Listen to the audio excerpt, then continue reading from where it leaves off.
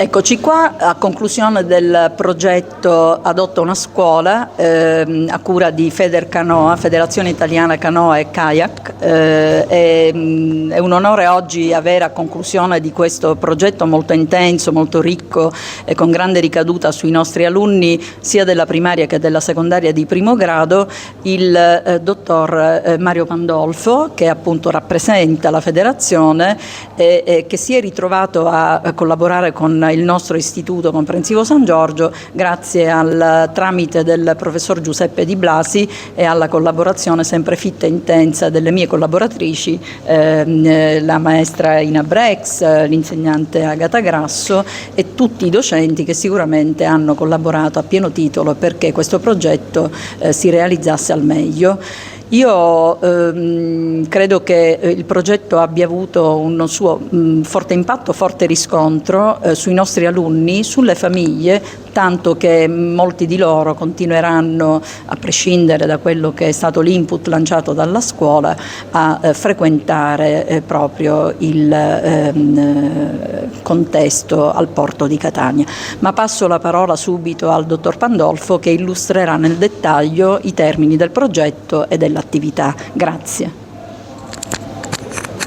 Buongiorno, io sono il professore Pandolfo e mi occupo di canoa da 53 anni. Il progetto nasce dal patrocinio del Sport e Salute in collaborazione con la Federazione Italiana Canoa Kayak, ma il progetto viene espletato principalmente dal CUS Catania e dalla scuola San Giorgio. Un progetto molto articolato che ha visto partecipi ben 116 ragazzi di questo istituto. Penso che una cosa del genere non è facile da ottenere. Ci siamo riusciti, il progetto non è ancora finito, il progetto continuerà fino all'apertura dell'anno scolastico successivo, quindi i ragazzi che hanno partecipato fino adesso al progetto continueranno perché verranno nella sede nautica del CUS Catania come già hanno fatto fino adesso, però verranno accompagnati dai propri genitori.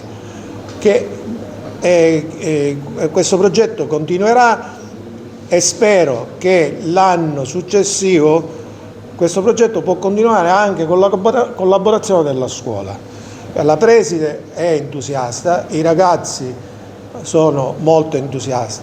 Tutto l'approccio con la scuola è nato tramite il professore Di Blasi, che è un bravissimo canoista, quindi un mio ex atleta, e quindi è stato l'anello di congiunzione per poter attuare questo bellissimo progetto.